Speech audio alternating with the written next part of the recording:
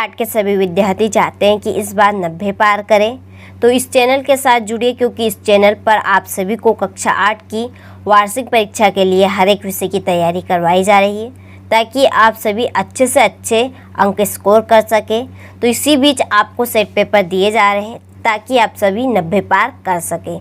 तो चलिए बिना किसी डाउट की वीडियो को स्टार्ट करते हैं और प्रश्नों को अच्छे से समझते हैं। तो देखिए निर्देश में दिए हैं, नीचे दिए गए विकल्पों में से सही विकल्प चुनकर लिखिए। इसका पहला प्रश्न है 3x + 2 = 13 का मान है। कितना मान बनेगा इसका? 11/3। ठीक है। दूसरा प्रश्न है यदि किसी संख्या का 15% संख्या 36 है तो वह संख्या है, कौन सी संख्या रहेगी? 240। तीसरा प्रश्न है 3.02 × 10⁻⁻5 का सामान्य रूप होगा, कौन सा? इसका राइट ऑप्शन है सा नंबर। ठीक है। चौथा प्रश्न है 15 डाक टिकटों का क्षेत्रफल 60 वर्ग सेंटीमीटर है, तो ऐसे 120 डाक टिकटों का क्षेत्रफल क्या होगा? तो इसका क्षेत्रफल कितना होगा? 480 सेंटीमीटर स्क्वायर। पांचवा प्रश्न है a² - 2b + b² के बराबर क्या होगा? तो इसका आंसर रहेगा a - b की होल पावर 2। ठीक है। तो आप इन प्रश्नों का अच्छे से स्क्रीनशॉट लें और अच्छे से आप कंप्लीट करें। चलिए अगला प्रश्न देखते हैं।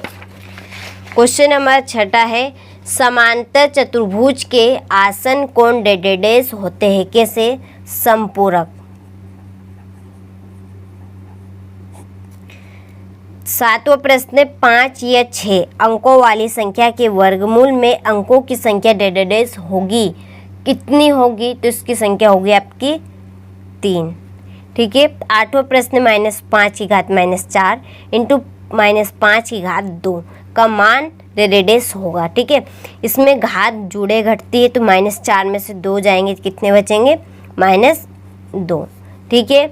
9वां प्रश्न है वस्तु की ऊंचाई तथा उसकी छाया की लंबाई में डेडेडेस अनुपात होगा, कितना?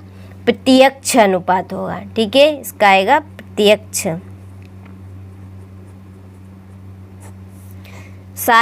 10वां प्रश्न है 7a² + 14a = डेडेडेस हुआ।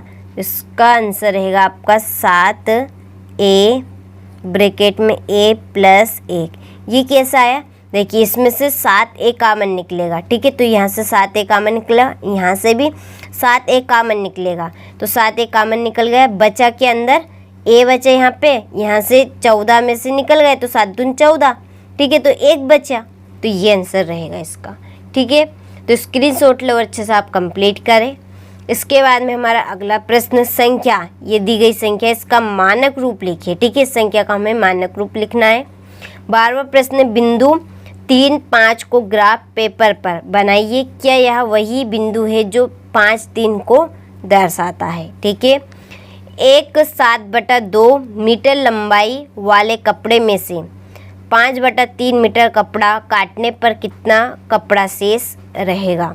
समीकरण में जेड का मान ज्ञात कीजिए। ठीक है। ये समीकरण दिया गया है, इसमें जेड का मान ज्ञात करना है। 6 की पावर 3 को विषम संख्याओं के योग के रूप में व्यक्त कीजिए। ठीक है। चलिए तो आप इन प्रश्नों को अच्छे से स्क्रीनशॉट ले। आने वाली वीडियो में मैं आप सभी को इन प्रश्नों के उत्तर भी दूंगी, अच्छे समझेंगे भी सही, ताकि आप अच्छे से कंप्लीट कर सके। ठीक है। 19वां प्रश्न है समीकरण में m का मान ज्ञात कीजिए। ये समीकरण दिया गया है, इसमें m का मान ज्ञात करना है। ये क्वेश्चन नंबर आपका 20 है। क्वेश्चन नंबर 21 मान ज्ञात कीजिए। ये जो आपको यहाँ पर सवाल दिया गया है इसके मान ज्ञात करने हैं। क्वेश्चन नंबर 23 में निम्न में t का मान ज्ञात कीजिए। जो समीकरण दिया गया है इसमें t का मान ज्ञात करना है। इसके बाद में है क्वेश्चन नंबर 24। ठीक है। फिर है क्वेश्चन नंबर 25, एक घनाकार बक्से का आयतन 729 सेंटीमीटर क्यूब है, तो वह तल में कितनी जगह घेर रहा है? ठीक है। क्वेश्चन नंबर 26 है। ये सवाल दिया गया है आपको कि योगफल में से ये घटाना है। ठीक है। तो इस सवाल को भी हम अच्छे से कंप्लीट करेंगे। अब जब तक पेपर देख लीजिए, आप कैसा आपका पेपर रहेगा, किस किस तरह के आपके प्रश्न पूछे जाएंगे वार्षिक परीक्षा में। ठीक है। तो यही हमारा मेन मकसद है कि आप सभी अच्छे से अच्छे अंक स्कोर कर सकें। अगले वाले वीडियो में हम इसका पूरा सॉल्यूशन लेकर आएंगे ताकि आप सभी अच्छे से अच्छे अंक प्राप्त कर सके। तो चलिए वीडियो को स्टार्ट